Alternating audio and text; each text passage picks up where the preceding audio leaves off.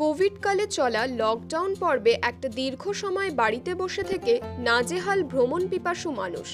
Lockdown শেষে new normal পর্বে ইতিমধ্যেই বহু পর্যটক বেরিয়ে পড়েছেন প্রকৃতির শোভা উপভোগ করতে। পাহাড়, সমুদ্র, জঙ্গল কিছুই বাদ যাচ্ছে না তালিকা থেকে। সেক্ষেত্রে পর্যটকদের কথা মাথায় রেখে এই শীতে নয়া চমক তুলে ধরল বন দপ্তর। গরুমারা, জলদাপাড়ার ন্যায় জঙ্গল সাফারি চালু হলো শিলিগুড়ির অদূরে শুকনার মহানন্দা অভয়ারণ্যে। শুক্রবার এই সাফারির উদ্বোধনী অনুষ্ঠানে উপস্থিত ছিলেন রাজ্যের প্রধান মুখ্য বনপাল বিনোদ কুমার যাদব, উত্তরবঙ্গের মুখ্য বনপাল রাজেন্দ্র জাক্ষর, দার্জিলিংয়ের পদ্মজা নাইডু চিড়িয়াখানার ডিরেক্টর ধরমদেও রায় সহ অন্যান্য বনাধিকারিকেরা।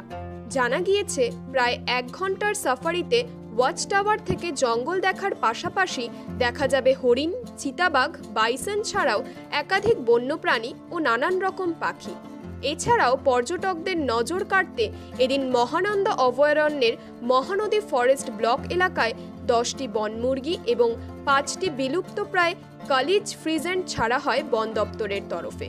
জঙ্গল সাফারির জন্য বর্তমানে একটি বাস মোতায়েন থাকবে মহানন্দা অভয়ারণ্যে। বাসে 28 জন পর্যটকের বসার জায়গা থাকলেও কোভিড পরিস্থিতি মোকাবিলার জন্য 14 জন পর্যটক একসঙ্গে জঙ্গল সাফারির সুযোগ পাবেন। টিকিটের মূল্য ধার্য হয়েছে মাথাপিছু 300 টাকা। অনলাইন এবং অফলাইন টিকিট মিলবে। এই বিষয়ে উত্তরবঙ্গের মুখ্য বনপাল রাজেন্দ্র জাক্ষর বলেন, মহানন্দা অভয়ারণ্যেও এবার থেকে জঙ্গল সাফারি চলবে। প্রাথমিকভাবে একটি বাস চলবে জঙ্গল সাফারিতে, একটি বাস স্ট্যান্ড বাই থাকবে। প্রয়োজন অনুসারে পরবর্তীতে বাসের সংখ্যা বাড়ানো হবে। আজকে আমরা মহানন্দা অভয়ারণ্য, যেটা পশ্চিমবঙ্গে এখানে খুবই ফেমাস আছে উত্তরবঙ্গে, সেটাকে জঙ্গল সাফারি আমরা আরম্ভ করেছি।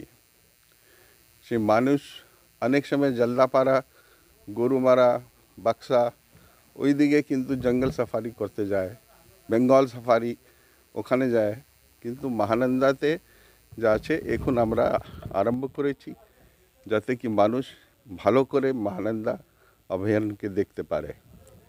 এখানকার বায়োডাইভার্সিটি খুবই ভালো।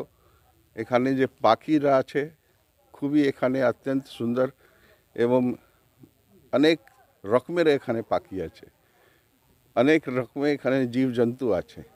সেটা মানুষকে দেখার দরকার আছে, যাতে কি ওরা আরও প্রকৃতির ব্যাপারে জানতে পারে।